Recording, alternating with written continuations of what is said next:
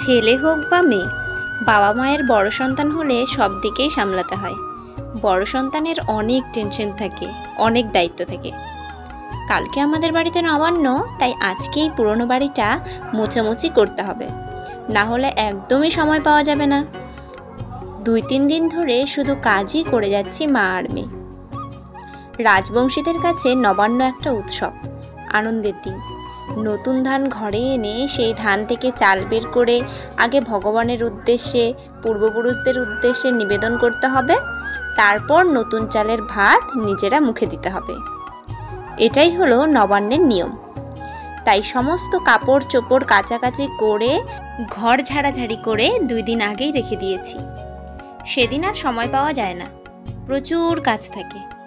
যেহেতু মায়ের কাজ করতে অসুবিধা হয় পায়ের ব্যথার জন্য, তাই নিজেই যতটা পারি কাজ করে রাখার চেষ্টা করি।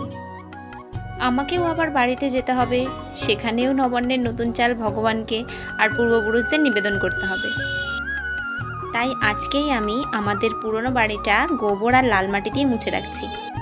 এই বাড়িতে আর আগের মতো ব্যবহার করা হয় না, তাই বাড়িটা এরকম হয়ে যাচ্ছে। কিন্তু আমরা প্রত্যেক দিন সকালবেলা ঝাড় দিয়ে রাখি, পরিষ্কার করে রাখি, কারণ আমাদের গরু বাছুর তো এই বাড়িতেই থাকে, যাতে কোনো পোকামাকড় আসতে না পারে, তাই আমরা সবসময় পরিষ্কার করি। আর সপ্তাহে সপ্তাহে একদিন গোবর জল দিয়ে মুছে দেই। নবান্নতে লাল মাটি দিয়ে ঘর মুছতেই হবে, না হলে কিন্তু চলবে না। বাড়িতে যেন লাল মাটির চিহ্ন থাকেই। এই ছিল আজকে আমার কাজ শুরু করেছিলাম বিকেল 3:30টায়, শেষ করতে মোটামুটি 1.5 ঘন্টা লেগেছিল।